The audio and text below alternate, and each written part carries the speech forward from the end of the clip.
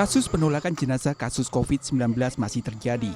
Kamis 9 April lalu, sejumlah oknum warga di Desa Sowakul, Ungaran, Kabupaten Semarang menolak pemakaman seorang perawat yang menangani corona.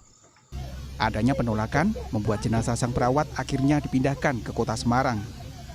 Penolakan jenazah di Ungaran ini menuai reaksi di berbagai wilayah. Dokter ahli forensik Mabes Polri, Kombes Sumi Hastri Purwanti menyebut jenazah korban COVID-19 tak akan menulari warga sepanjang diproses sesuai standar yang ditetapkan. Sebelum dimakamkan itu jenazah kan kita disinfektan dulu seluruh lubang tubuhnya, hidung, mata, telinga, anus atau kemaluan kita tutup dengan kasa atau kain yang sudah ada alkoholnya atau klorin atau formalin kalau nggak ada. Setelah itu kita disinfektan semuanya, kita kafani, kita bungkus plastik dengan bagus, kita taruh di kantong jenazah yang kedap, kita masukkan peti yang udah tertutup rapat juga, kayak di vakum seperti itu, terus kita bawa ke pemakaman, kita makamkan minimal 1,5 meter sudah aman. Virusnya juga udah mati pasti? Iya, udah mati dalam sesaat setelah tubuh manusia itu meninggal dia akan mati. Yang bahaya kan cairannya itu.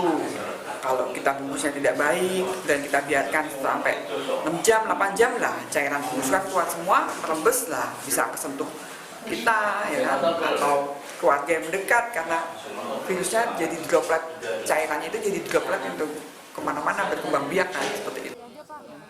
Di DKI hingga hari ini lebih dari 900 jenazah telah dimakamkan sesuai standar COVID-19.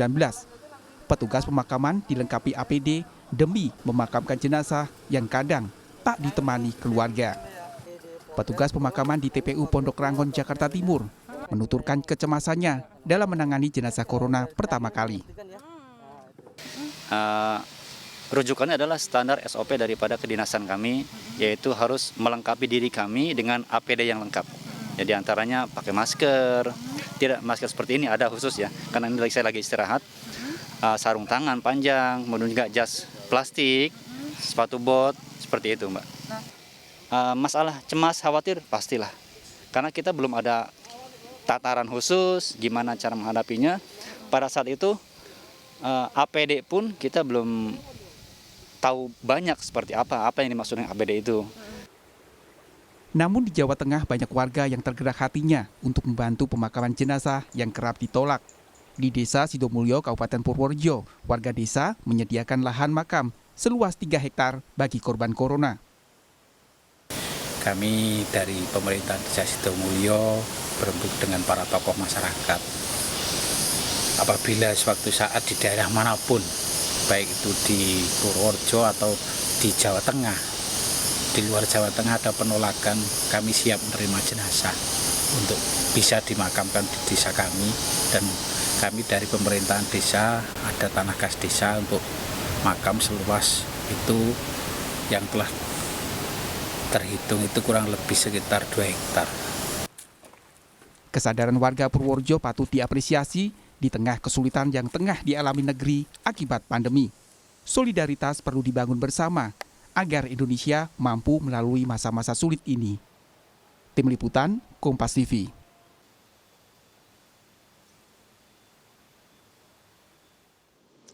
Saudara, apa perkembangan terbaru dari kasus penolakan jenazah korban virus corona di Desa Sowakul, Ungaran, Kabupaten Semarang, Jawa Tengah?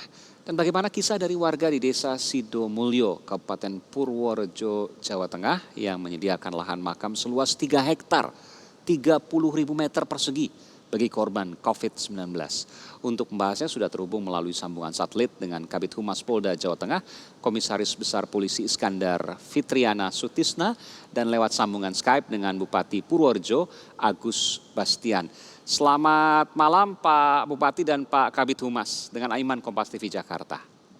Selamat malam Pak Aiman. Iya, saya ke Pak Kabid Humas dulu. Pak Kabid, bagaimana proses penolakan pemakaman jenazah yang kemudian sudah berhasil dimakamkan ya? Lalu bagaimana ceritanya di sana? Apa yang kemudian bisa Anda sampaikan terkait dengan kronologi dan juga proses, mungkin ada proses hukum yang dilakukan?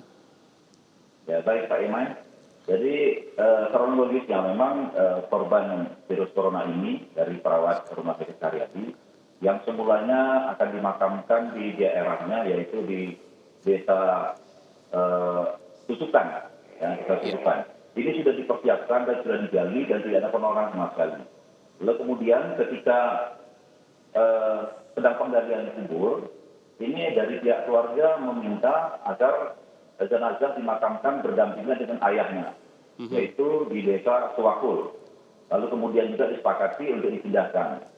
Lalu setelah ada kesepakatan untuk dipindahkan, tim AJU, gugus tugas ini sudah melakukan pengecekan di lokasi. Termasuk dari Dokter Karyadi, BPBD, ini sudah mendatangi.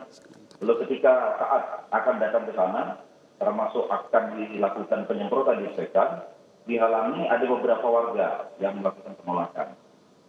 Negosiasi dilakukan sekian lama, penjelasan-penjelasan dari gugus tugas maupun dari dokter sudah dijelaskan, namun beberapa warga tersebut tetap menolak, menghalangi beberapa kendaraan dan orang dari petugas yang akan masuk ke pemakaman tersebut. Lalu bagaimana kemudian akhirnya sampai bisa dimakamkan, Pak Kabid Humas, Pak Iskandar? Ya, kita kan punya waktu untuk memakamkan jenazah ini maksimal 4 jam. Jadi setelah beberapa waktu ini negosiasi tidak ada kesepakatan, kemudian akhirnya dari pihak keluarga menyetujui untuk pemakaman di Semarang, yaitu milik dari Rumah Sakit Karyadi. Dan akhirnya jenazah dimakamkan di sana. Oke, jadi tetap tidak bisa atau ditolak dimakamkan di tempat yang sebelumnya diingini pada waktu itu ya? Iya, betul-betul sekali. Oke. Artinya sekarang ketika kita tidak mengharapkan ada korban lagi yang kemudian ingin dimakamkan di tempat yang kemudian ditolak, tidak pernah bisa sampai saat ini?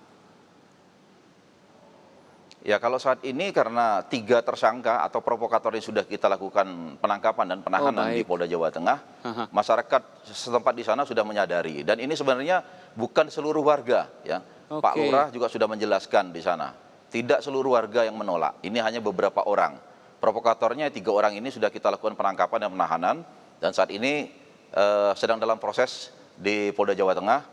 Ini kita kenakan dengan pasal 212 KUHP, junto pasal 214 KUHP, junto pasal 14 ayat 1 Undang-Undang Nomor 4 tahun 1984 tentang wabah penyakit menular. Oke, untuk edukasi kita, bisakah Pak Kabid menyatakan tadi pasal-pasal yang kemudian Anda sebutkan tadi tentang apa, lalu kemudian ancaman hukumannya? Ini tentu menjadi informasi bagi siapapun yang menolak penguburan jenazah corona yang sesungguhnya sudah dilakukan protokol yang sesuai dengan yang seharusnya.